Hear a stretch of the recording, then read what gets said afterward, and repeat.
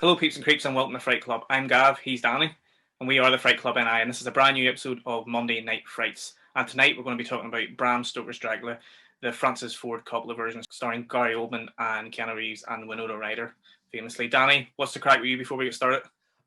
Same old, same old. Working from home, watching everything that I can watch. Newest series of RuPaul's Drag Race started there, so Ed and I have been watching that. Right. What else? Not a big lot else. What about yourself?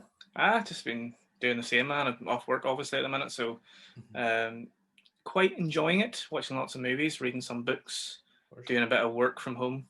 How have you been feeling after the whole New Year's celebration? Did you get up to much over New Year's, or? No, we just chilled at home, had a few drinks here, and woke up on the Friday morning a little probably the most sensitive I've been over the Christmas A little period. bit So sensitive, yeah. just a touch. Funny, I don't drink, as you know, but last night I felt really unwell. Like, just could not sleep at all, and woke up during the night and the windows was open, and the fucking curtains were flapping. And then when I woke up this morning, a wild fucking pain in my neck. I don't know if it's, I don't know. It's weird. Like, it's, yeah, I don't know if you can see that, but it's a weird old fucking. It's probably nothing. Like, Just it's probably absolutely nothing.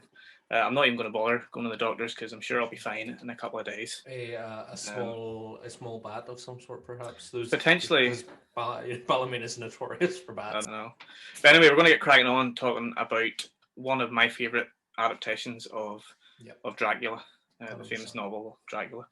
Um, it's just a masterpiece. It's a masterpiece in my eyes. It's one of the best versions of Dracula in cinema.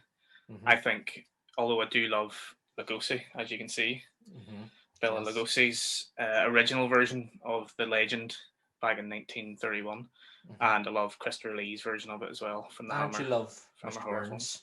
Mr. Burns, love Mr. Burns version and Leslie Nielsen. And yes, The Leslie Nielsen version. I actually have I should have fucking had it ready. Well, I have a big massive, I have a big massive poster, an original poster of that movie. So I'll maybe get a photo of it and put it up on the Instagram or Twitter or something. That'd be class. If I get a chance, it's fucking massive, like it's proper sized.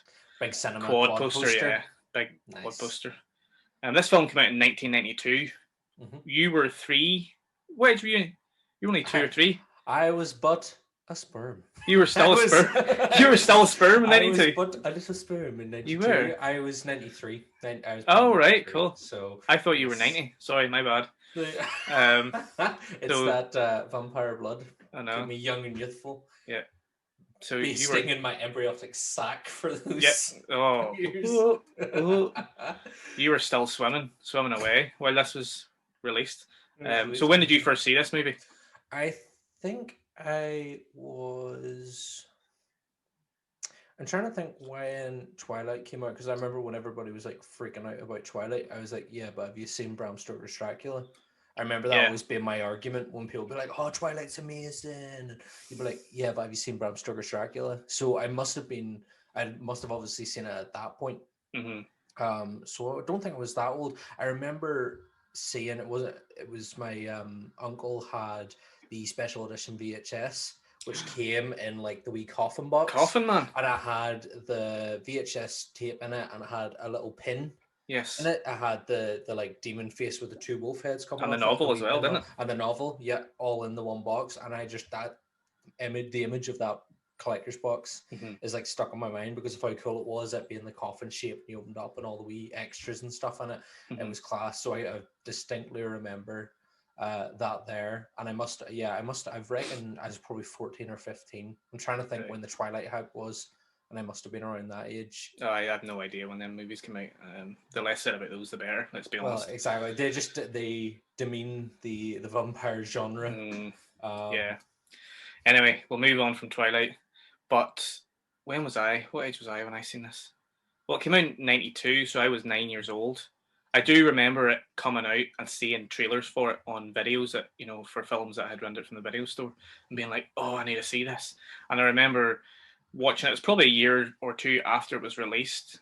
Probably my sister rented it from the video store and I got to see it one night when I was staying at hers. But I do remember seeing Van Helsing coming in and all the stuff that happened, and I remember saying to myself, "Hang on, I've seen this before," but I hadn't seen it before. I'd just seen an adaptation of Dracula before on the BBC, and I remember distinctly Van Helsing, the name Van Helsing, and I didn't realize that, I knew Dracula was a character from a book, but I didn't realize that it had been adapted at different times. I was still young at that age, obviously. I didn't realize, and I didn't realize that it had been adapted so many different times, and I was like, "Oh, I know Van Helsing. I've seen this scene before, but it wasn't that guy. It was somebody else. It was weird, but I soon caught on, and like straight away, absolutely loved it. The adaptations are, so many, and even when I was younger, we had Count Dracula. Sheets had Count Dracula sheets. So I mean, Dracula is so ingrained in our pop culture that it's hard not to know who Van Helsing is and who Dracula is, and maybe not the other characters in the movie and in the book and stuff, but those two in particular are like the staple of all vampire storytelling. Well, like Dracula isn't just one of the most famous and best characters ever created in horror. He's one of the best created in literature. Yeah. Like he's one of the most famous and one of the most adapted characters ever created. And he still to this day is a strong character that you can adapt in different ways. Like last year, we saw Mark Gatiss brought Dracula to the screen for the BBC, starring Claes Bang. He was a great Dracula, and it was 3 episodes. And although I wasn't a fan of the 3rd episode when they went super modern, they sort of Sherlocked it, didn't they? They made it like Sherlock. It didn't really work because the first 2 episodes were set back in the same era that Dracula was set, and his Dracula was fantastic. I thought he was amazing in it. Yep. Obviously Bela Lugosi's, the number one for me. Even though I love this version of it, like nothing will beat Lugosi, just because that was the template. Even though his template was nothing like what Dracula is in the book, he doesn't have the widow's peak, and he doesn't really look like that in the book, but that's the template that everyone copied. And even when we were kids, we used to dress up as you got the bin liner on. I know you used your mum's lipstick. You put wee bits of lipstick down to make it look like blood. The glow in the dark fangs. I know the wee shit fangs, like a quid from Tesco. Your wee medal, the wee like brooch medal thing as well. And you painted the widow's peak. It was amazing. Good times, man. Being a kid dressing up as Dracula. Amazing. I think everyone did Dracula at least once. Oh, I think everybody had to do it at least once. In the comments below, let us know. Did you ever do Dracula for Halloween? Maybe you didn't. Are you one of the few who never Draculaed for Halloween? Even better than that, if you've got pictures of them. I don't have pictures of me as a child because I have very little pictures of me in school. But if you have pictures of yourself, or if you're a parent and you've got pictures of your kids dressed up as Dracula, specifically in a bin liner, with lipstick as blood and the widow's peak painted on, and the wee white makeup to make yourself look all pale and ghostly and ghastly, please send them through to us on our Twitter at the Fright Club NI, and we'll must have a look. I think there might be one of me somewhere. Man, and the Dracula bin bag get up. I'll have a nosy, and if I find it, I'll post on Instagram. But if just you said about literature, him being sort of one of the horror icons of literature and the screen. If you have to pick between the two bigs of literature and the screen, is it Dracula or Frankenstein? I'll always lean to Dracula. Really? Just like I do love Frankenstein. I love that image. I think one of the most iconic images in all of cinema, not just horror, is Carlos Frankenstein when you first see him. That just grainy, the way he's looking like that, and he sort of looks up, and just his makeup's amazing. Jack Pierce's makeup for that creature is amazing. But in terms of just the overall character, what it's meant to me, what an influence it's had on me, and what I think an influence it's had on pop culture in general, I think you have to go with Dracula. Fair play. I mean, I can see even behind you there the picture of Dracula, with just that light over the eye and stuff. It's such an iconic image. But as you say, Frankenstein has the same, and I have to lean more into Frankenstein because I just prefer the book. I prefer the whole book and stuff as well. But that's just I'm Camp Frankenstein. But if we're talking about movie adaptations, this Bram Stoker's Dracula is definitely peak.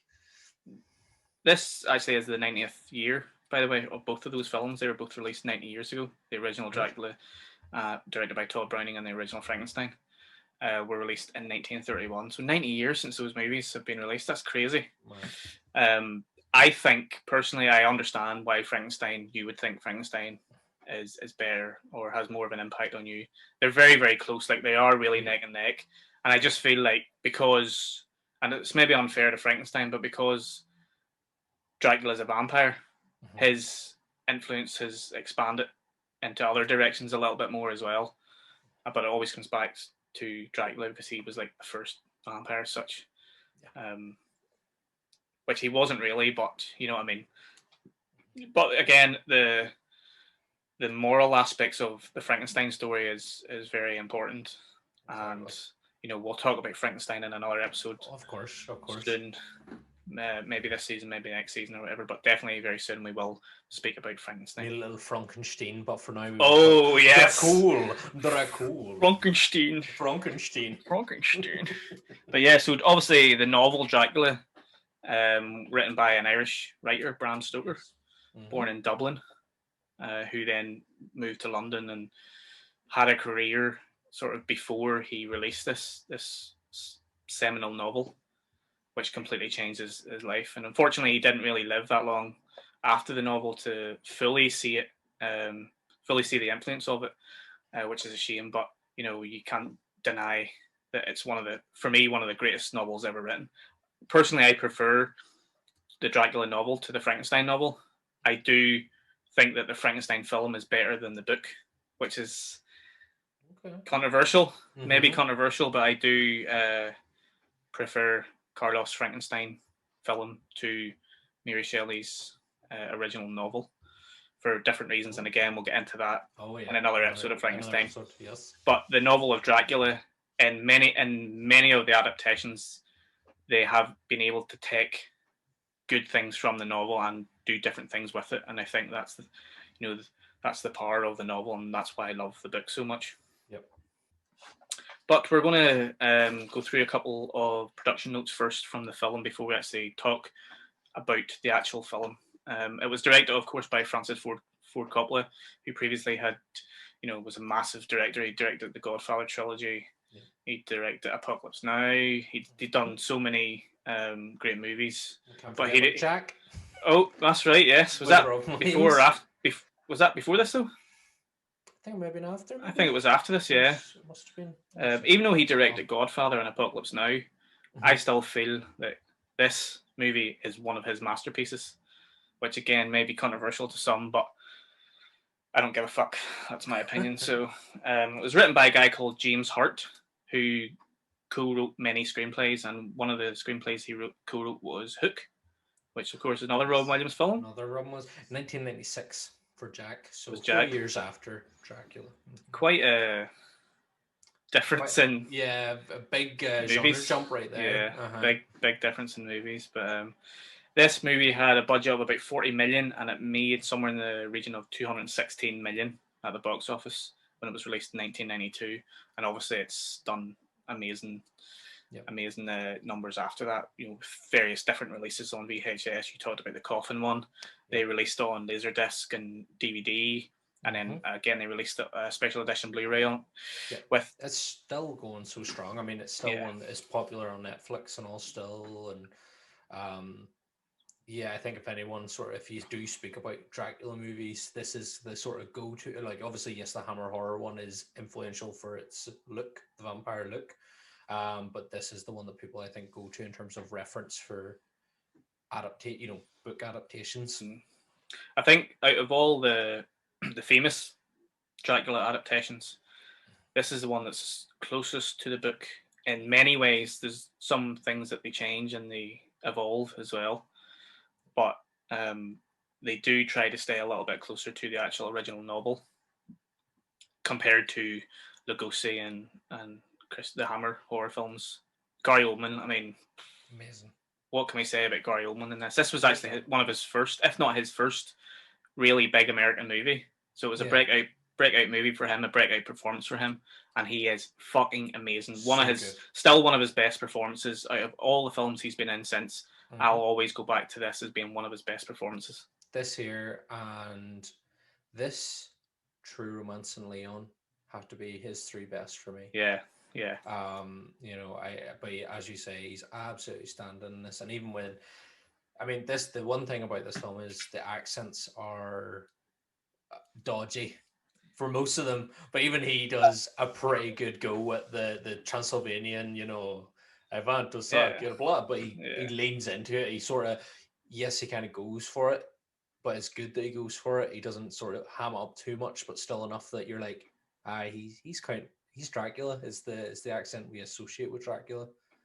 Well, he's good with accents. He's done accents after this for many years in different films. What was that one? Was it Air Force One? He was a Russian terrorist on Air Force One. Never seen it. Harrison Ford's in it. Uncle Harry's in it. He's the president. Never seen that one though. No. Check it out. I'm pretty sure he's Russian in that, and he's done other accents in other films as well. He's very good. Obviously, he's a bit of a thespian. He's had the theatrical training. But he's also very streetwise as well. He can play this sort of early on in his career. He played a lot of sort of Cockneys, fucking come on then, fuck you. He was in that what's that movie where he played a Nazi? Was it Made in Britain? Or was that Tim Roth? I can't remember. There was a movie early on in his career where he played like a neo-Nazi. And I think it's mad that he's great in that his sister is in EastEnders. Is it Aye. Sisters in EastEnders? And I still, when I found that, I was like, hold on. I know. What? I know, but sure, fucking Ian McKellen was in Coronation Street. Yeah, that stuff. When I went into stuff like that, I'm just like, huh? What? I know. But like, had he not got this role, had he not appeared as Dracula in this film, and was it not successful? Who knows? Like, he may not have went on to have the career that he had. No. He may have had to go back to theatre or soaps or just British TV in general. I still think he's a strong enough actor that even had this not come up, something else would have come up. Because you would imagine that, but I'm just saying, you never really know how careers pan out, and you just don't know. But he's fucking brilliant in this. I love him. So good. So one thing I didn't actually realize before was that before Coppola was attached to it, it was supposed to be a TV film or a TV miniseries potentially, and Winona Ryder was cast before anyone else, so she had the script before anyone else was attached to it, and she was the one that actually showed the script to Coppola, which I was unaware of. Apparently, they had met up. They had met up for a lunch date because Winona Ryder was asked to star in Godfather 3, and she pulled out for some reason, or she couldn't do it or something, and they had a bit of a falling out, and they met up to sort of make amends for that, and she gave him the script, and he read it, and he loved it, obviously, because it's a fucking amazing script, and he was like, I'm making this is going to be my next movie, and he saw it all in his head, apparently, straight away. He wanted it to be an erotic dream. That's a great description of this movie. Very well realized then in the final thing, because I kind of forgot, because I hadn't watched it in so long. I'm being a bit older now and a bit more mature and worldly wise. I was watching it this time and was like, this is kind of dirty. We'll get to certain scenes, but I remember when I first watched it, like, this was like, oh my god, I can't believe what I'm seeing. It was one of those type of films where you couldn't quite believe what you were seeing. And it was brilliant for a young man to watch, to discover things about himself. Your first Dilly. Here, well, I wouldn't say my first, but one of the first. One of the first. Certainly one of the most sexual films that I'd seen at that time. But so he was highly influenced by the works of French poet and filmmaker Jean Cocteau and the artist Gustave Klimt. That was the two people that whenever he was in the production meetings before they started filming, he was like, this is what I want to make. An amalgamation of these two artists together is what I see this film as, and they did a really good job. One of the main reasons why they did a good job was because of the costumes and the makeup. Obviously, the costume and makeup design in this film is beautiful, absolutely beautiful. It's so that the combination of like gothic and campy Victorian, you know, there's a bit of Georgian in there, and then as you say, the art, the like Renaissance art stuff that's in there, and the religious art and all. Oh, I mean, the whole film looks like a painting. It looks like a Renaissance painting of some sort, you know. The tones that you have through there, the setting sun stuff, and then the nighttime blues, and fucking beautiful. Fucking beautiful. Other than Gary Oldman, who's amazing, Winona Ryder and Keanu Reeves are the other two leads. They were still quite young at this age. They were still cutting their chops. They were still transitioning to certain periods of their acting career. They would go on to be very successful, but at this point in their career, even though they had good roles, they still weren't amazing. No, or they wouldn't be as good as they would become. And especially Keanu Reeves, he said himself that he can never watch this film again because he knows that he's really awful in it, and he's bad, but he's supposed to be kind of like that. He's supposed to be quite wooden. He feels like a character that's empty. The character, it works for his character. I just wish he hadn't tried to do the accent, because there's times where the accent drops, especially towards the end. There's the scene where they're in the bar and they're like eating roast beef, and he's like speaking with Anthony Hopkins, and the accent is like dropping, and then he picks it back up and he drops it again, and he should have just not done it, because he's got a good voice, and like naturally Keanu Reeves has an excellent voice. So yeah, but as you said, it's quite early in his career. He's still trying new things. He's trying to learn what he can and can't do. But yeah, it's still all right. Yeah, I mean, Winona's not too bad. Her accent's pretty steady the whole way through. They're very pantomime-y. I would say the English accents are pantomime-y in this. Yeah, it lacks a lot of, maybe not so much with Winona, but with Keanu, it lacks emotion. Whenever he tries to be emotional, you don't feel it, because you can tell he's, the accent's just not very good, and it doesn't give off that sort of emotion when he gets angry or he gets sad or whatever it is that he's going through. But just to go back to the costumes, it actually won the Academy Award for costume design, for makeup and hair, I believe, and also sound design as well. Yeah. Deservedly so. The costumes are absolutely, watching it again today. Just the costume design is outstanding, and even the background actors and stuff. Like there's the scene where Dracula first meets Winona Ryder's character for the first time in London, when they're in the city centre, and just as the scene's ending, the camera does a big wide over the street, and they're the only two that are kind of like in these sort of blue colours, and everyone else is in like greys and blacks and that. But that they're kind of just the greyness of the London streets, and then these two little blue characters walking through it, and it's just that there. It's lovely, like, beautiful shot. Beautiful. That's what I'm saying. Like every scene's almost like a fucking oil painting. It's stunning. It really is stunning. Anthony Hopkins, obviously, had just come off Silence of the Lambs a few years prior. He had won the Oscar for it, and it was a massive, massive success. And he was a massive actor at this time. He still is now, obviously, but this was another sort of notch in his career that really took him to another level. I love how much fun he's having. He seems to be having like a lot of fun in this role. Like when he's all ecstatic, like he's realized that the thing they're going to fight is Dracula, and he's like, "It's Dracula, it's Dracula." Yeah. He's like jumping around. Yeah, it's really over the top, and I kind of feel like, I mean, I'm sure he was sort of told to be over the top, but I feel like that's part of what he just, because in Silence of the Lambs, it was a very a lot of his scenes were, he was restricted because obviously he was in the cell, and it wasn't really till the end where he was able to kind of go a bit loose. But again, what a commanding performance! Amazing performance. We should definitely talk Silence. Actually, all the Hannibal movies. We'll probably visit Silence of the Lambs for sure in the future. Fantastic film. amazing film. Definitely a film that we need to talk about in the future. 100%. But Van Helsing, yeah, again, he's having so much fun with the accent and just going over the top is a great way to describe it. And also the sort of supporting cast are really good in this too. You've obviously got Richard E. Grant. You've got Wesley. I know. Wesley's in it. Wesley. What's his Princess Bride? Aye, Corey Elwes. Yeah, Corey. Yes. Aye.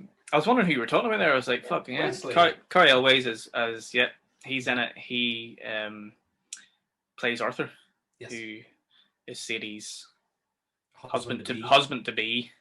And of course you've got Sadie Frost, who plays Lucy, who's amazing in this. And we were talking about,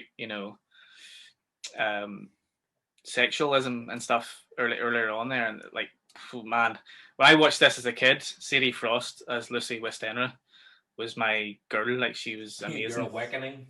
It was an awakening. It was an awakening, I have to admit. It was just unreal. She was so gorgeous, sexy, sexual, like very sexual. Her whole character is definitely gives in to that the sexualization and the lust and stuff. But that's ultimately why she feels. Oh yes, there's a lot of her downfall.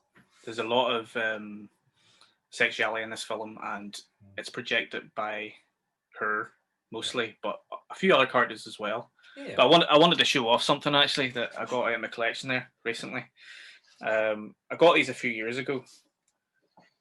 I collect autographs, and I got this one from Sadie Frost. And the outfit, that's the outfit with the outfit, yeah.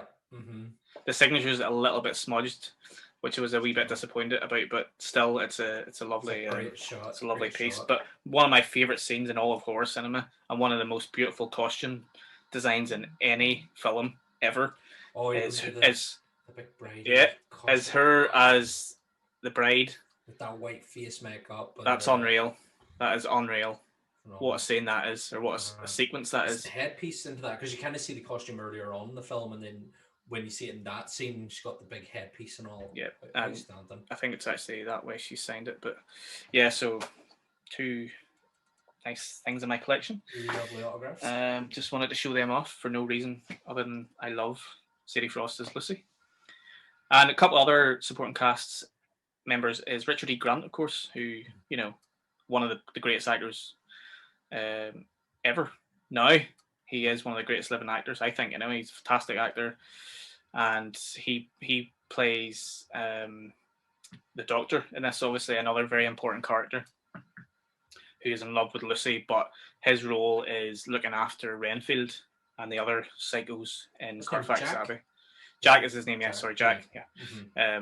But he is the Doctor that is looking after Renfield, and he is also the go-between Van Helsing, because Van Helsing is his mentor. And then that leads us into Renfield as well, who's of course played by songwriter Tom Waits, and phenomenal performance. I didn't know this was Tom Waits until years later. For some reason, I didn't know who Tom Waits was when I first saw it, and even after a few viewings of it, it wasn't until later on in my life that someone mentioned, "Oh, Tom Waits is great in that, isn't he?" And I was like, "What?" He was like, "He plays Renfield," and I was like, "Master," because I used to always pretend to be Renfield, like, because I used to love the whole "Master," that sort of thing that he does, and that's the Renfield that I associate with the most. Not because I'm crazy, but that's the one I always think of whenever people say Renfield, which is his Renfield is very, very different to the original Renfield from Todd Browning's film.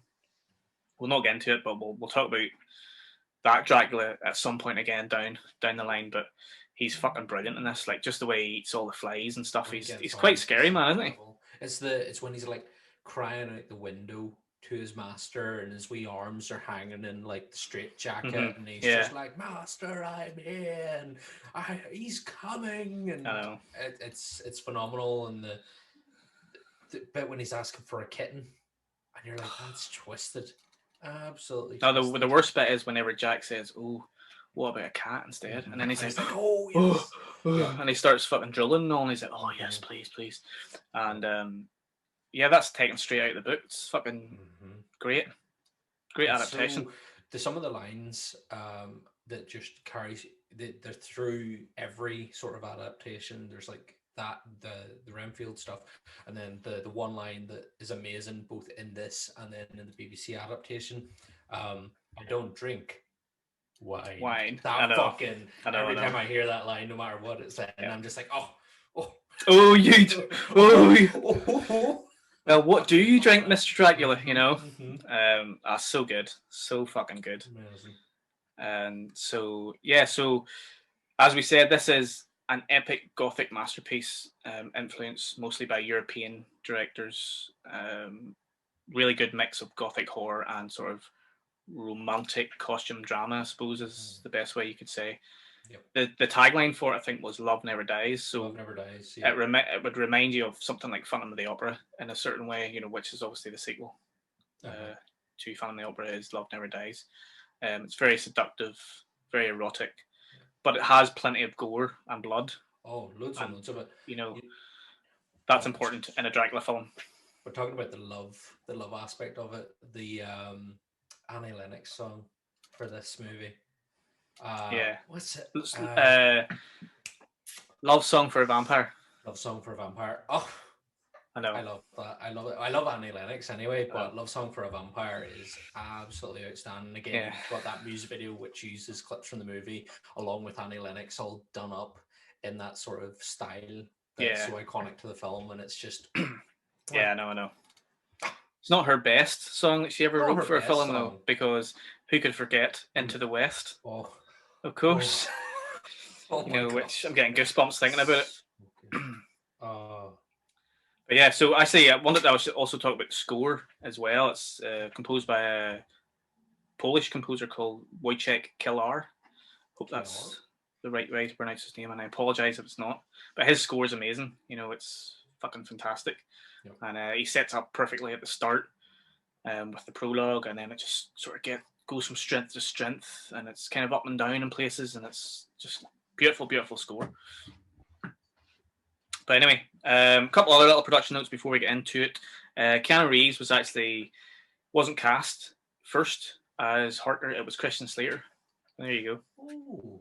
Which would have been a strange one as well, but apparently he declined it, and he's said in interviews after that he completely regrets it. He wishes that he had obviously went ahead and done it. Yeah. I think it would have been a strange one because Christian Slater and Winona Ryder had acted together in Heathers a couple of years before this, and they were very good together on screen. So it would have been nice to see them again, but also it would have been strange. It would have been very strange. Yeah, I can't see Slater doing it. No. No. I don't see him wearing those costumes and trying to be that type of character. But then you would have said the same about Keanu Reeves. Yeah, that's true. You know? That's true too. He's like, 'cause what had Keanu Reeves done before this? Bill and Ted? Was that when was Bill and Ted? It was definitely the 80s was Bill and Ted.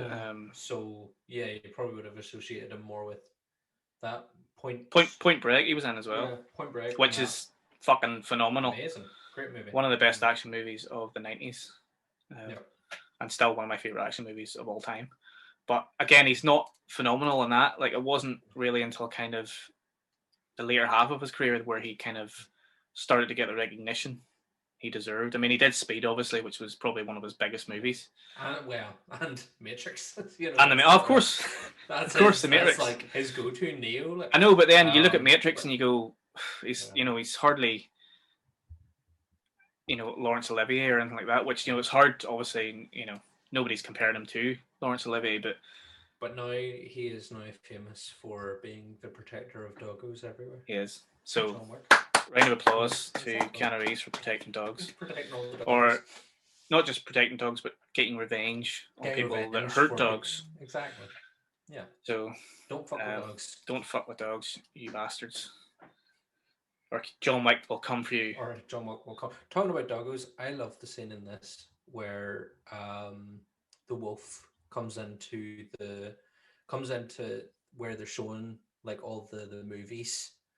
Oh yeah, and the wolf escaped wolf. The escaped wolf, and Dracula like calms him and stuff. They're like petting him, and I'm like, oh, I'd love to pet that doggo. I'd love to. I know.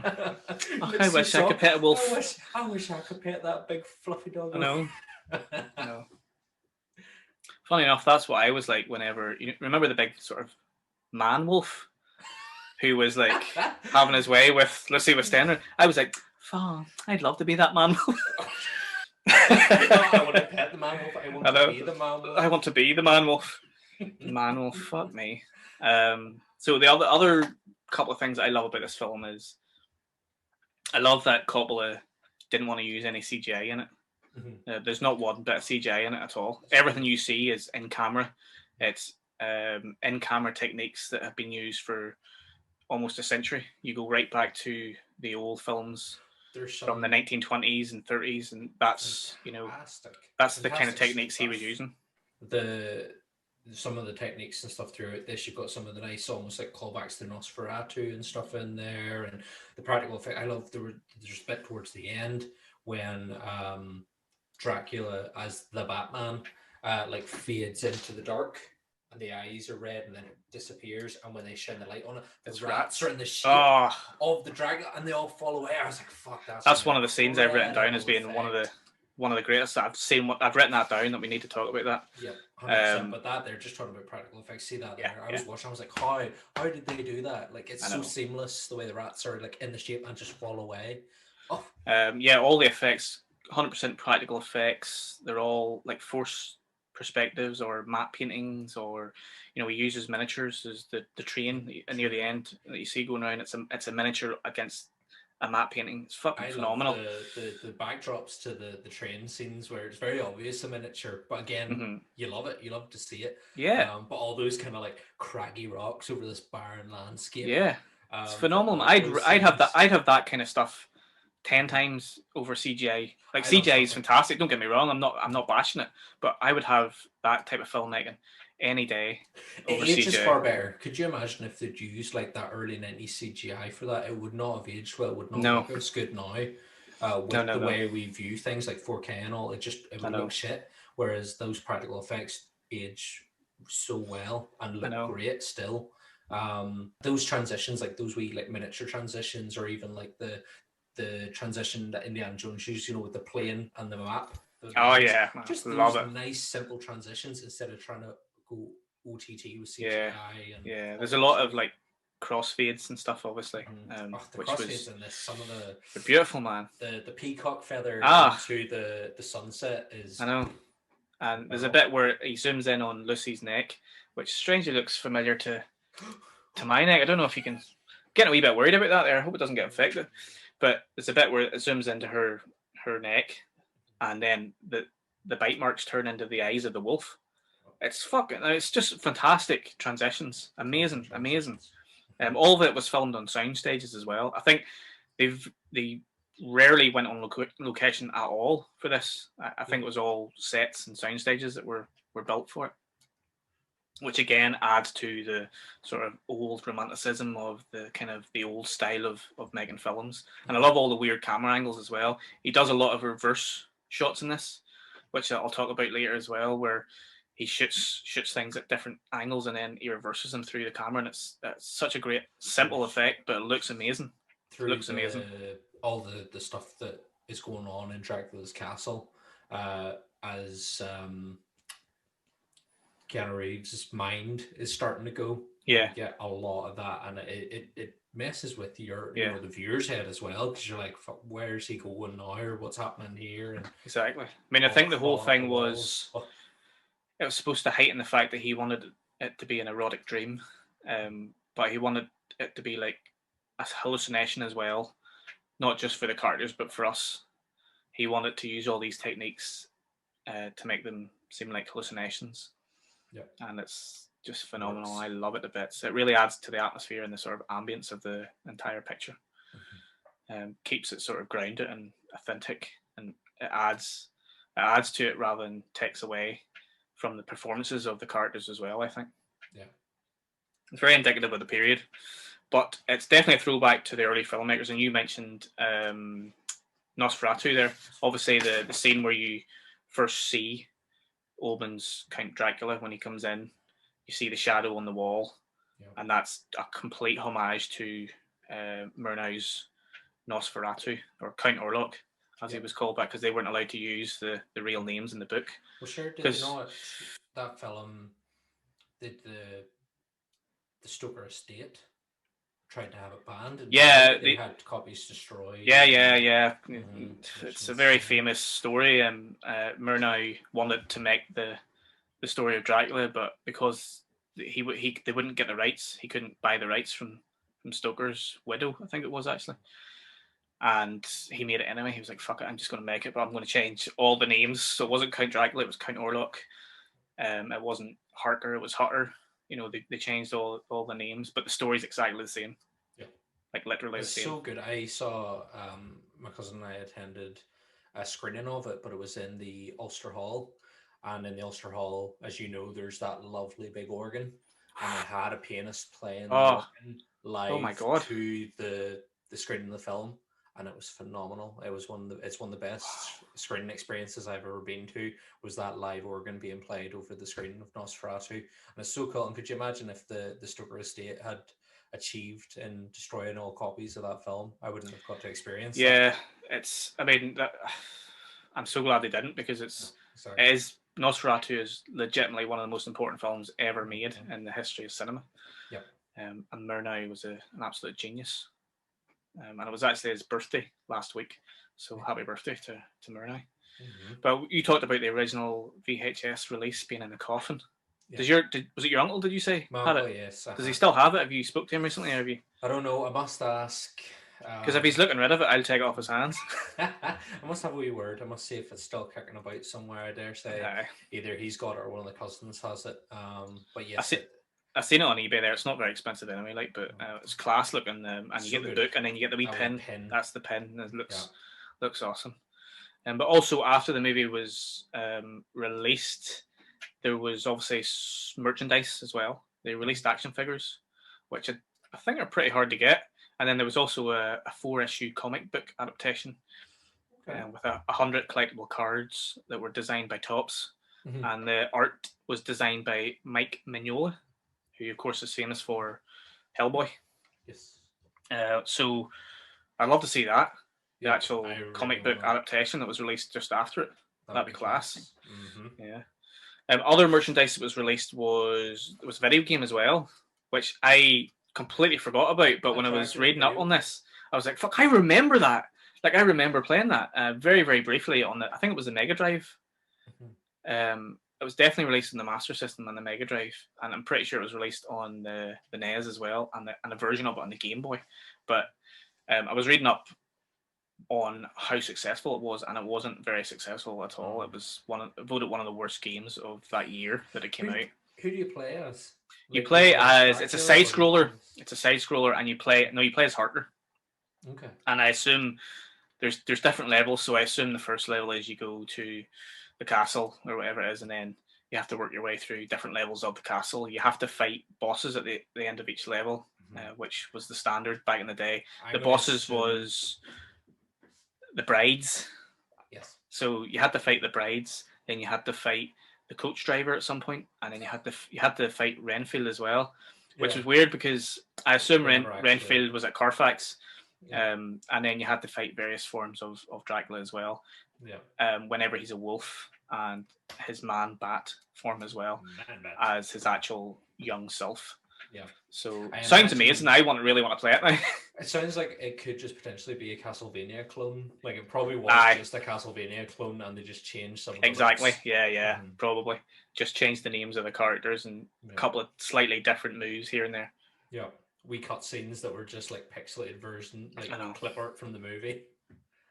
I know, but so basically, despite some questionable acting from Winona Ryder and Keanu Reeves, it is a masterpiece, this film. We talked about the costume design. The costume designer was Aiko Ishoka, who has sadly now passed away, but her work is absolutely breathtaking. The opening and the armor he's got on, I love that armor design. I absolutely love it. That armor is unreal. She was in charge of all the costumes, obviously, but she was specifically in charge of creating a new look for Dracula, and how they approach Dracula in this adaptation is very different, obviously, to previous versions of Dracula. You get that prologue before, and the armor is just so good.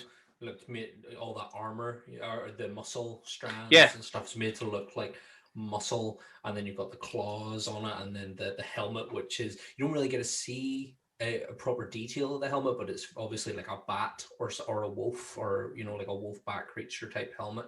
It's got the sort of pointy ears, so it's kind of like bat, or it could look wolf-like as well. And then there's also the implication, that they're the Order of the Dragon, and you kind of have that emblem on the chest and all, and he has a shield with the big dragon emblem with all the tails coming off it, and I just, even watching it again now, I'm like, that armor was just, it's such a cool design. The way the plates almost look seamless because of the way the lines work in it. Yeah. But it is individual pieces all put together, and astounding. Absolutely astounding. Yeah, the armor's amazing, and you said it looks like muscle. It looks like the skin has been ripped off somebody. It reminded me of Frank from Hellraiser. Whenever Skinless Frank, when he gets his skin ripped off, obviously, and you just see all the tissue and muscle, and it's all like lines, and it's gorgeous, all absolutely the fibers. Gorgeous. Yeah, gorgeous. But yeah, so that look helped to sort of redefine Dracula as a character, and it sort of brought his character to a new plateau in terms of showcasing horror characters in general. Obviously, back in the day when they first started hitting the cinemas with, Dracula, Frankenstein, and the Universal monsters, and then they had sort of fallen by the wayside during the 50s and stuff, and then you had the 70s and the 80s and all brought it back in, and then this movie kind of helped to showcase horror as a legitimate genre that big actors would want to star in. Hence why Anthony Hopkins was there as well. He had just won the Oscar for Silence of the Lambs. It's Coppola's playground. You feel like he really just went hell for leather with, like, let's try this, let's try this, and let's try this. He sort of got to try a bit of everything that he was good at or maybe wanted to try. Yeah. Well, as well, because he sort of entered just a couple of, all the standard things are there from Dracula, but he entered just a few new things. We know that Dracula could change into a bat, but I don't think we'd ever seen him as the hybrid, the man bat, as they call it, which happens. There's 2 or 3 times you see him as the man bat. When they're looking at Lucy's fangs, and you can see they're just like wee nubbins up in the top of the jaw. I know. And I think that's brilliant. I love all that wee attention to detail. There's so much, like, wee bits of detail throughout this film. There's the fantastic bit where he's stalking Mina through the streets of London. The wee boy offers him the paper, and it's the reflection, and you're meant to be concentrating on her through the window. But if you look at the reflection in the window, you see the wee boy handing paper, but the paper's just floating free. And I'm like, that attention to detail, that, like, you're not really meant to be concentrating on that, but if you are concentrating on it, here's what's happening. Like that there, just to me, I'm like, in that same scene, just either just before or just after, you see the boy with the newspaper. You see someone standing with, like, a flipboard, and it says Lyceum Theatre. And Bram Stoker was the manager of the Lyceum Theatre when he moved to London. I thought that was a little nice nod as well. That's good nod. That was a nice little nod. But we'll sort of dig deeper into some specific scenes, some of our favourite scenes, and we kind of did talk about, the transitions and certain scenes there, but we'll dig a wee bit deeper into them. I am obsessed with the prologue. I think this is such a work of genius. Same. The fact that they added this really expands the character, expands the lore, and expands his story. It gives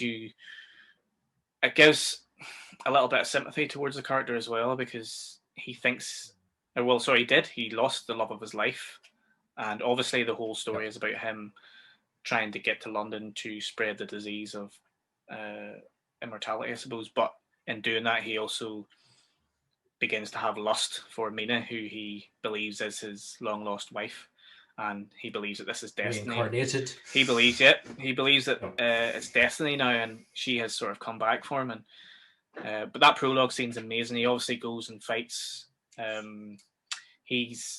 Dracula was always inspired by Vlad the Impaler, so they kind of touch on that as well, where he's a warrior and he's out and he's fighting, and all the shadows and all the wee shadow work is fantastic. The shadow play is amazing because again, you get that later on when he's in the theater. You see the same scene played out with shadow puppets. Yeah. And that whole kind of, you know, the having those together just shows how well Coppola knows his craft. He's like, I'm going to make this look like shadow play, so later on I can put on shadow play in the theater and have the same scene played out, but it looks exactly the same, but it's two different methods of theater. And then you get all the shadows in the castle as well. You know, we briefly spoke about the influence of Nosferatu, but you get a lot of shadows, not just that opening scene. You get it later on when he's walking around the castle and you see the hand coming out and you know, almost grabbing Harker by the neck and certain things. And it's really when he's strangled. It's the shadow knocks over the inkwell and all that there. I know. Just again,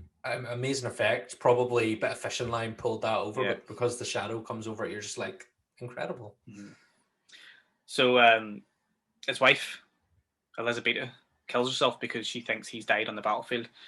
He obviously hasn't. He comes back and he sees her body and he's lost his faith in God, I suppose. I like how important blood is to this. That she has a bit of blood coming down her mouth, but she drowned. So, I know. I suppose she hit a rock or something. An integral part of the story, maybe, but it's just the whole idea. You know, she's obviously like soaked and the water's all around her, but there's just this one wee bit of blood, and it's like, well, it's a vampire movie, so obviously we need a bit of blood on her. We've got to have blood. I thought it was funny how Anthony Hopkins also played the priest in this scene as well. Yes, which I didn't realize. Obviously, for a couple of years afterwards, I was like, oh, that's Hopkins. Him again, yeah. So, and is it going to be? Do you think it's an implication that they're related? Van Helsing is related to this priest character, or is it just sheer coincidence for the sake of the story? I don't know. Maybe it was just we'll just cast him because we have him, you know. And also, it's maybe a little bit of a nod to, you know, in that moment, that priest is his nemesis because Dracula has renounced his faith, and then later on, obviously, Van Helsing is what helps bring about the demise of Dracula. But yeah, it's probably more so that it was like, oh, we've got Tony Hopkins here, get him in a fucking priest outfit instead of hiring someone else. Let's get the most out of him. Exactly. He's the one. He probably was the most money, I dare say, out of the lot of them. So. Oh, definitely. So he drinks the blood and all, and that's supposed to reference the fact that he is now an immortal. He's drunk the blood of Christ, I suppose, or kind of. I don't know whether it's going to be like the blood of, because he drinks it from a grail, which is very Holy Grail-esque. So you know, he's obviously, and he's desecrated the cross, and it's the way the blood comes oozing out the cross, and the angel statues are crying blood, and all the holy candles are leaking blood, and there's blood everywhere. And yeah, I think it's he's desecrated the sacrament. He has, yeah. And the one thing I took away from this as well was just how intense Gary Oldman is when he starts crying. It's not crying; it's like just complete agony, and he starts screaming, and he's like he's shaking so much that you can't even see him shaking. His whole body's tense, and he's like screaming, and he's really, really intense in this. And apparently, during the whole production, he was very intense. In almost every scene, to the point where him and Winona Ryder didn't go on very well at all. She has said now they're very good friends now, and they were friends after production, but during the actual filming they didn't go on very well. Apparently, he liked a wee tipple. Mr. Oldman, I think it's known that he had some issues with drink back in the day, and I think he was during scenes he was running into his trailer and getting a wee sip. I think you'd have to, though, for how intense that character is, both violently and also lustfully. How lusty he is as well. He's very passionate. He's very lusty. Very lusty bag. He's a lusty bag. Oh fuck. Yeah, I think you'd have to maybe have a little special sauce. Aye, I know. Sometimes you just need to do that. You need to maybe to get into the character more, to get into the sort of psychology of the character. You need it, as long as it wasn't bloody he was drinking. Well, then you know, I don't mind. Bloody Marys, maybe. Bloody Marys, aye. But so Sanders' story. He wants to go to London to take over London and spread vampirism. And to do this, he needs to bring Earth to London in various crates, but he needs to store them, so he's buying different properties around London. I think 10 in total. He also wants to purchase Carfax Abbey, where Renfield is, who he has seduced prior to the start of the story. So he invites Renfield initially, and then obviously Harker has to take over Renfield because he's gone insane. Harker goes to his castle. We get all the cool fucking shadowy stuff. We get the train when Harker's on the train and it's through the train window, and you have Harker on the side of the screen, and then those big eyes over the valley. Oh. It's like that orange background, isn't it? The sun, and then you have the eyes. The sun with the blue eyes. A lot of people,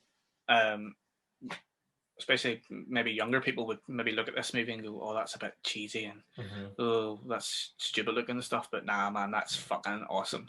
Yeah. All those kind of cross fades and overlays and all. I love all that shit. So many overlays, and the only ones I'm not too fond of because I feel it's used maybe a bit too much is the diary stuff, the diary overlays. I felt like watching it again now, it happens quite a bit. So obviously he's narrating, and then we're also getting that on top of it, and I'm like, well, I mean, the novel itself is a collection of diary entries and newspaper reports and tape recordings from Van Helsing and different characters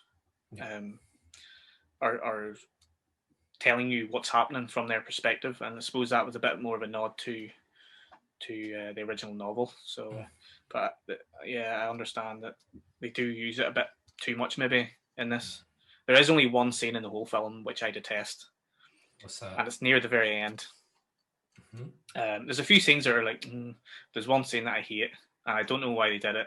It's whenever Mina is at the very end, and she and Dracula's trying to get back to the castle.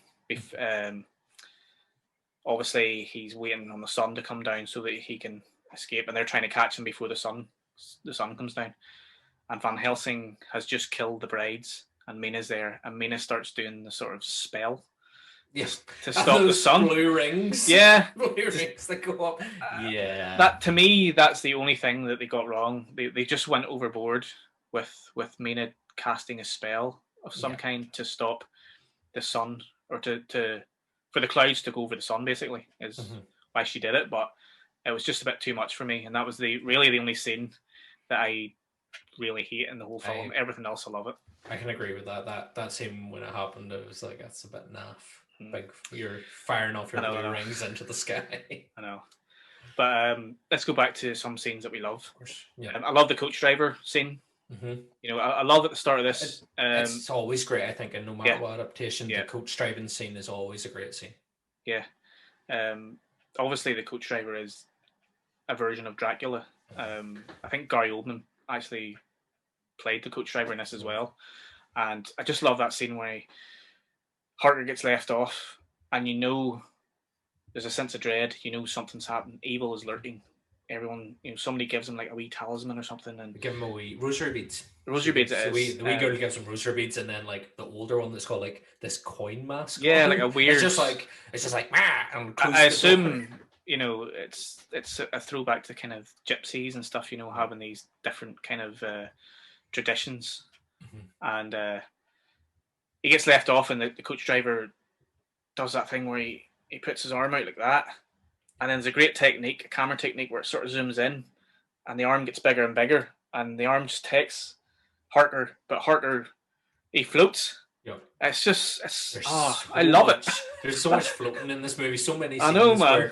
Where, usually with Dracula, where he's either like floating towards somebody, or when he's got Mina and he's floating back with her and all, and so much floating.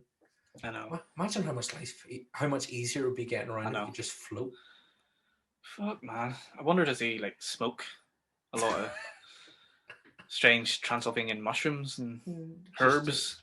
Just that LSD life, that vampire LSD. Here, to be fair, that wee bottle that Harker opens before he sees the brides, where the liquid starts dripping up. I was like, right, what sort of vapor is that giving off? Because the trip he has straight after he opens that bottle is wild. I know. That's another fucking brilliant scene. Another great scene. Whenever he obviously suspects very early on that something's not quite right with this Count Dracula. It still takes him long enough though. Like as soon as you would have walked in and he whipped the sword out, I'd have been like, right, fucking I'm away. See you later. Fuck this. Yeah, exactly. Instead he's like, oh, I'm sorry, I've offended you. Man's just pulled the sword out on you, wise up. To be fair though, he did offend him in the sense that he disrespected his family name. Big line. He literally I know he laughed. How dare you laugh, Harker? Exactly. It's not humorous, you piece of shit. Bloody Englishman. So and obviously the razor blade scene and that's intense. That scene is the mirror scene, and oh man, so much weird shit happens to Harker first, and then he tries to wander around the castle. He was told not to leave. He was told not to fucking go snipping. So I have no pity for him. No. I have no pity for him at all. And he snips down into this fucking boudoir of sorts, and then he sees the brides, and he's all like, "Oh, take me." And by the way, the way the brides appear, they come through the fucking sheets. Is unreal. And with the first bride's played by Monica Bellucci, who another one of my favourites. Beautiful, beautiful actress. Was in loads of great movies in the 90s, and was actually married to Vincent Cassel as well. She's stunning. This was one of her first big American movies, and all the brides, I mean, they're just stunning and very, very sexual, obviously. Yeah, but then they get so spoopy. They get spoopy. They sort of and there's that cool image where one of them stands up and you see the snakes, a bit like Medusa. Yeah. And then you see the overhead thing, and they're not there. And then one of them bites his fucking cock.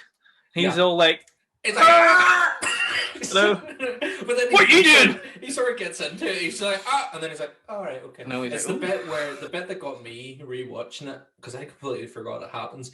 One of the wives bites his nipple, but she moves her mouth away, and his nipple just starts like squirting blood. Really? Oh, like, what the fuck? I know. Squirty. But there's a while lot again. It's that whole idea of like eroticism and like nipple play, and you know, it's all about it. When I did psychoanalysis in film as one of my modules when I was at uni, and I wrote one of the papers I wrote was about vampirism and sexualization, sexuality. And my theory was that you go through stages. Freud came up with your pleasure zones when you're younger. You go through your oral fixation, your anal fixation, and then you go through like the main sexual fixation. But the idea of vampires that I came up with was because they die and are then reborn again, they have to re-go through that process. Mm-hmm. But because they're technically old, when they're reborn, they don't age properly. They're stuck within that age. They are set to an oral fixation, which is why they love that desire to suck blood and use their mouth and all that stuff. So watching that there then, and how they all derive pleasure from like sucking and biting on them, and even Dracula later on towards the end of the film, when Mina is like sucking the blood from his wound and the pleasure he gets from that, I was like, this is what I wrote about. This is what I said. My lecturer did not agree with me. He still gave me a 2-1. But he was like, I would not agree with your theory though. I was like, hey, hold on. It's not up to him to agree. It's a fucking theory. That's why it's called a theory. Exactly. Fucking dick. Anyway, yeah, I agree with you. Vampirism is very much about sexual desire, and I think even a little bit of a spin on that is one of the main themes about this whole film is sexual repression. Yes. And how 100%. Obviously Lucy is a very heightened sexuality, but Mina, bit more refined. Is a virgin. Like she hasn't, she's never discovered herself sexually just yet. You get that scene at the start where they look at the book and they're looking at all the different sexual positions and they're laughing and all. Was the Arabian Nights? Arabian Nights is the Arabian Nights with all the weird Kama Sutra images inside it. And also that's a very clever tie-in to the scene from The Brides, because there's at the very end of that scene, two of the brides are sort of connected. Their bodies are connected. And they like wander backwards away. They wander back like a spider almost, and that just felt like an image from that book, and it was very, very clever. But yeah, sexual repression is obviously clearly a theme from this as well. And then later on, you get a lot of the sexual repression with Dracula because he wants to take Mina, and he knows that he can't take her, and there's a lot of that going on in this film. So another one of my favorite scenes as well is, it's a very short scene, but it's whenever Harker knows that he has to try to escape and he's looking out the window, and because Dracula's gypsies are always about bringing things to and from the castle, but he sees Dracula climbing up the tower. That's mad. Like the costume, the big costumes out, and he's climbing up the side of the wall, and obviously the way they do it, he's climbing actually down. But the tower's moving up, the clothes, and it's moving up, and it's actually a reverse shot as well, and it's stunning filmmaking. It's trippy, really trippy. Yeah, it's class. And it's supposed to emphasize the fact that Harker, yes, he's witnessing these things, but he's also losing his mind. He's decaying mentally and physically, obviously, because his blood is being drained as well. Blood's being drained. His hair's turning grey. He's getting older, I suppose, in a way. His youth is being taken from him and given to the brides and to Dracula in many ways. But yeah, so what other cool scenes are... You get the Lucy scene, obviously, whenever she first has a connection with Dracula. That's when you see his eyes as well, because remember, they go out into the courtyard and it starts raining and they look up and the sky turns like a dark blue, and that's when you start to get all the that's when all the passiony stuff starts happening, because obviously I think the storm is his arrival to England, is it's preempting his arrival, and there's a moment where they kiss, where Lucy and Mina kiss in the labyrinth, and it's obviously going to be, I think, obviously represents the passions are going free and wild, and repression again, go with the repression. Exactly. And it's the, I don't know, Dracula being an aphrodisiac in the air through his storm, through his manic storm. But and then obviously that leads into the man wolf scene. You're also forgetting that one of Dracula's powers is that he can manipulate people to do things that he wants. So he might have just been looking, being like, "Here, you see, used to kiss." Just to get him horned up, before he actually arrives. And of course, when he does arrive, he arrives as a fucking man wolf. I suppose he's more like a beast man. It's not really a wolf. He starts as a wolf and he turns into like a beast man from. Remember Beast Man from Masters of the Universe? Kind of that kind of look. Less ginger though. Less ginger. No, he can't be ginger but he's fucking awesome looking. Like that makeup and it's crazy. And it's really cool. It's the legs and all as well, because obviously got like those kind of animalistic legs where he's sort of on his toes and he's hunched over and big snarl and beck on him and all. It is class, but it's also terrifying. Like when Mina walks into the labyrinth and sees them, and he's like hunched over and her back's arched, and he howls up to the moon, and it's a really intense scene. And then he shoots her the most intense look and is like, "Don't see me." And then it obviously disappears, and Lucy's just left sort of writhing there on this concrete table. And it's a mad. I remember the first time watching that and just being like, "What the fuck? Like, what is this? What is going on?" It was a weird scene. As a kid watching it, you were sort of thinking, obviously he's a monster, he's a beast, but you're also thinking, this isn't, like there's a part of you being like, oh my god, she's naked or half naked and she's been sort of taken, but you're also thinking, this isn't right, this is weird, like it's weird. That was probably one of the weirdest shit that I'd watched when I was a kid as well. Which is, it's pretty tame by today's standards. It's a scene that I think sticks in your head about that movie. It's sort of one of the main ones. You're like, oh, remember the scene in the labyrinth when he's a beast man and he like just goes for it, has his way with Lucy. It's nuts. And then obviously that's the start of her downfall, because she gives in to the bestial pleasures, and we're not supposed to do that. It's all about that good Christian love. That's what it's all about. Happens. But that's what happens whenever you give way to your sexual desires. you turn into a bad thing. You turn into a big beastie, a Big big hairy beastie. beastie. But here we forgot to even mention the Demeter, the ship. But I love the scenes Yes. on the Demeter, which I love feel when like he's in- maybe He's in that embryonic sac, Aye. in his soil in the box. I love how those boxes are very obviously just like normal sized crates, but somehow he's managed to like get himself quite comfy. there's a couple of them that are longer. You see later on, some of them are square, but some of them are longer. So I assume he's in one of those. But maybe one of the long ones. I love that where he's like, it's a bit like the Urkai from the Two Towers. Remember that scene? The mud, and then we burst through. That's what I thought it was like. So yeah. Obviously Peter Jackson, was harking back to that scene. Larva Man Dracula. I know, that's class. But as you say, this is when Lucy starts going downhill, and then we kind of start to see where the film's really going from now onwards. The Arrival, I love. I think the Arrival bit is great. But did you know that the original Arrival was in Whitby, England? I did. And did you know that he climbed the 99 steps of Whitby? I do. And did you know that there is a gravesite, a stone gravesite in Whitby that you can lay in? I didn't know you could lay in it. That I have lain in. You have lay in it? I have lay in it. Apparently it's where Dracula rested before heading on to London.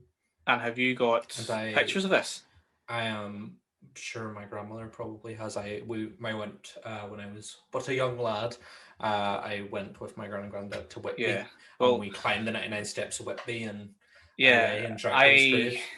I want to go to Whitby one day. That's a dream of mine, is to go and visit the sites where Dracula. Whitby is obviously on the coast, and that's where Stoker wrote a lot of the novel, which is why it's in the novel. But yeah, it's very famous. That's where it's lovely. It's I highly recommend. Oh, I do. Trip to Whitby.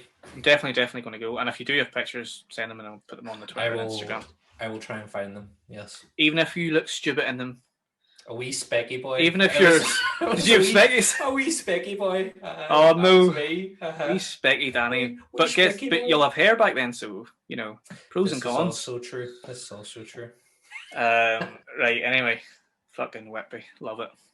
But anyway, so Lucy... She's going downhill big time.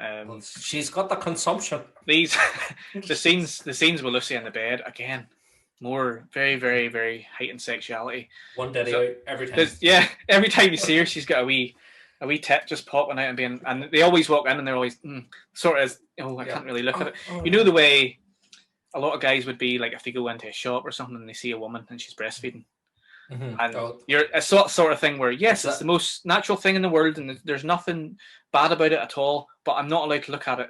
So look away. Those old timey sensibilities where it's like, I must divert my eyes. I know. That's kind of what it was like. All the boys were walking in. They really wanted to look, but they couldn't. They had to look away. So she's turning into a wee bride of Dracula, and obviously Van Helsing arrives as well. He is the mentor of Jack, played by Richard E. Grant. He arrives and he quickly finds the solution to this. He knows that she's turning into Nosferatu. She is undead. Was it she? It's. Oh no! It's after Van Helsing arrives. She's had the blood of two men, and it's doing nothing for her, and all that. They're trying to do transfusions, and then, that's when Van Helsing goes to his books. They do in the novel. They do a lot of transfusions to keep her alive and to keep her blood pumping, and he hypnotizes her a lot in the book as well, a couple of times a day because she's obviously going mad, and that's the only way that she can sleep because she keeps sleepwalking.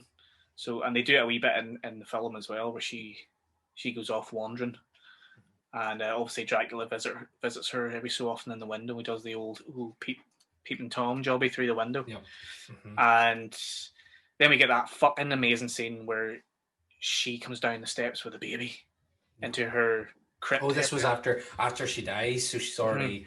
She dies. Prior to that, where Dracula is his final feeding with her, and she it's obviously going to be like a metaphorical dream for she's finally being consumed by the evil, but the blood explosion in the bedroom, all the blood just goes all over the bedroom, and then it cuts to her funeral with the glass coffin and all, and it's just her head. It's the head, but with the big shroud over. You could say that Danny. You could say that the blood spurting was a climax of sorts.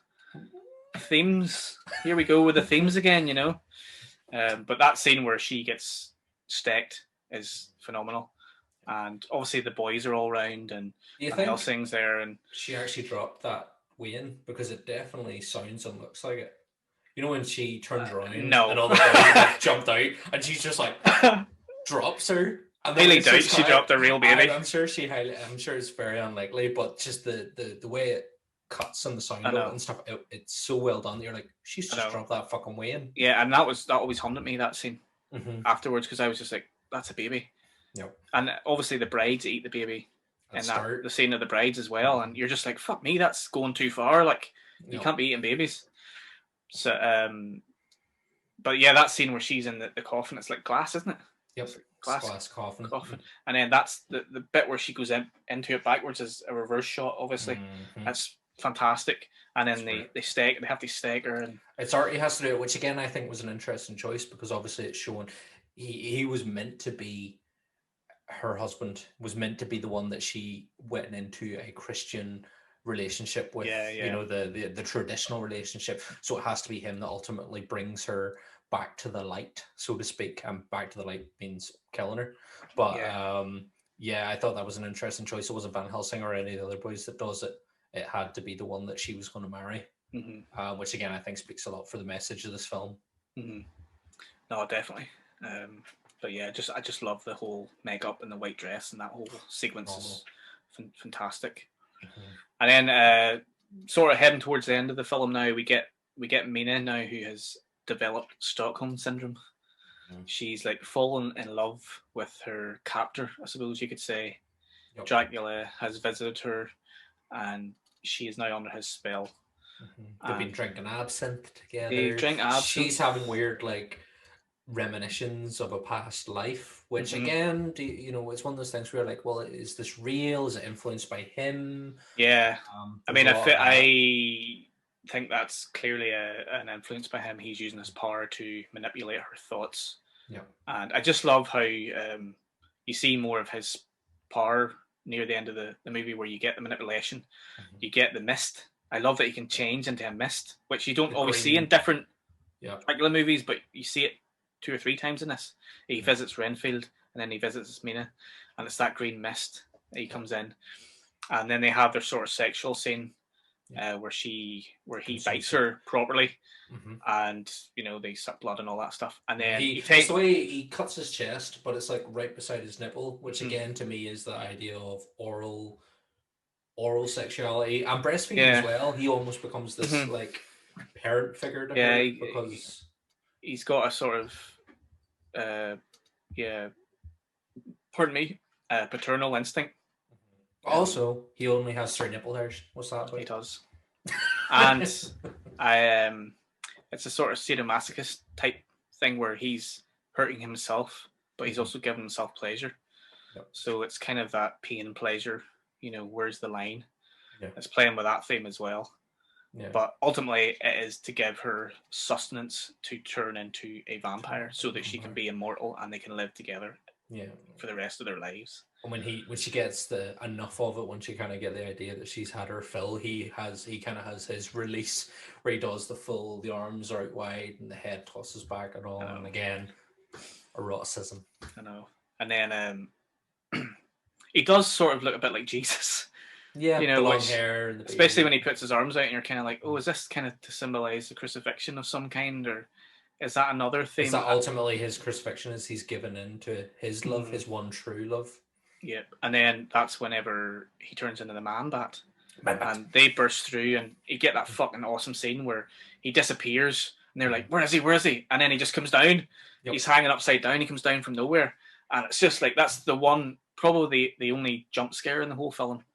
That I can think of, and there might be 1 or 2 others, but that's kind of... Well, that's definitely the one where you're a bit like, what the... Because Mina's on the bed, just like, still like holding him, but then she's just kind of like, what? She's sucking an invisible nipple, and then he comes down from nowhere, and they're all like, ooh!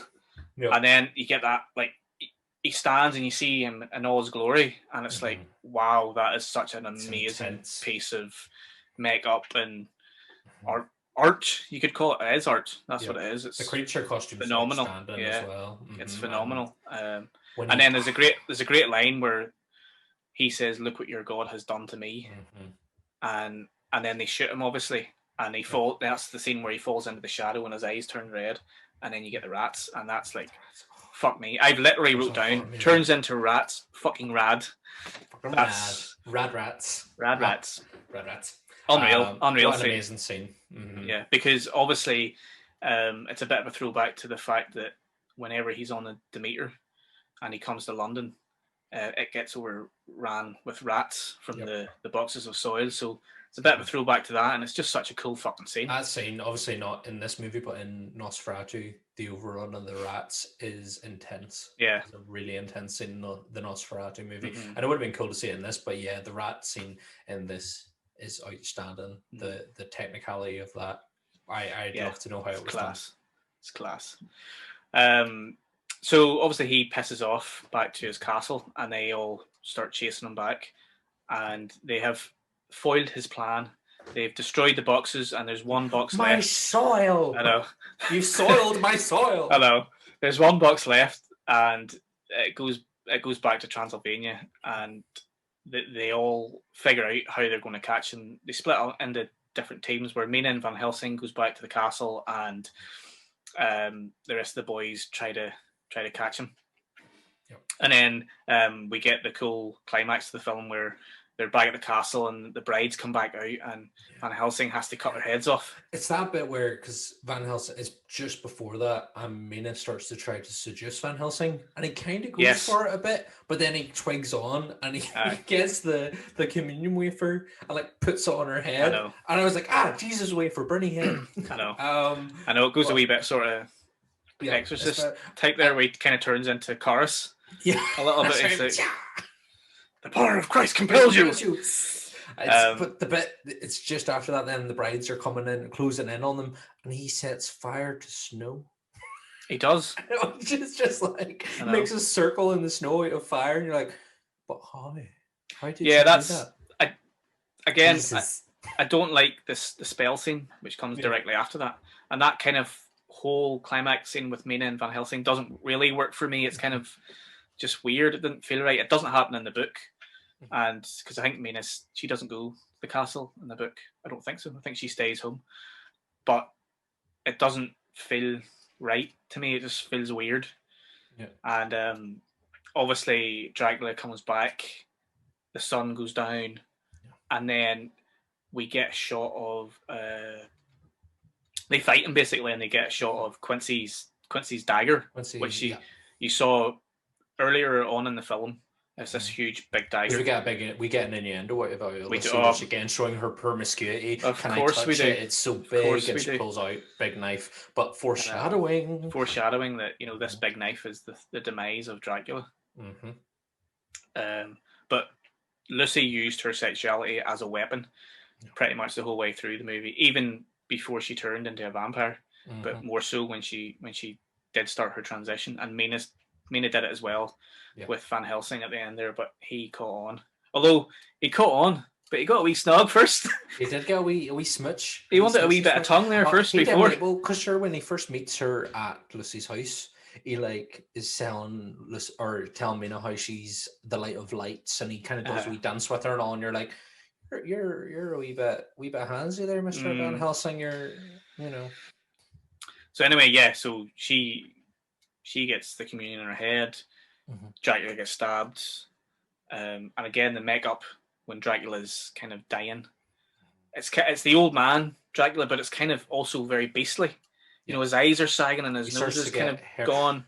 Can we go back? Can we step right back to the start of the film real quick and just talk about Hairy hands? Hairy hands. We forgot to talk about hairy hands. And I just straight away went, Father Ted. He's been hairy hands. I wonder what his favourite hobby is. Fucking hell. Yes, no, definitely. We've completely forgot about that, yeah. You're right. About the hairy hands, man. It's just when you say about being beastly and hairy. Harker goes to shake his hand and he looks, okay. Yeah, he doesn't say anything. Again, he's just kind of like, ooh. Well, why would you? You're hardly going to say something to a stranger you've just met. Nice hairy hands, mate. I know. But anyway, so, yeah. we worked out Dracula likes a wank. But I don't know why, because he's got 3 brides. He doesn't really seem to like them, though. He's not really too fussed. He's not too fussed. And he's also like, Harker is mine. He's pretty possessive about certain things, you know. I feel like he is just anybody's his, you know. Yeah. He doesn't mind if they're male or female. He's pan. He's pan, yeah. Pansexual. He's very, very modern. Oh, yes. If you ask me. But yeah, so we get the spell, which is shite. Dracula's dead. Mina no longer has the Bernie bit of holy toast on her head. Just before that, we get actually a really lovely scene, and I quite like how it goes. Once he gets stabbed, everything after that is nice. Yeah.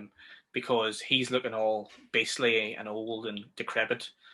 But he still looks great because he's still wearing the cool red robe with the gold bits in it and stuff. Yeah. And Mina has healed a little bit because obviously he's dying and he knows he's dying.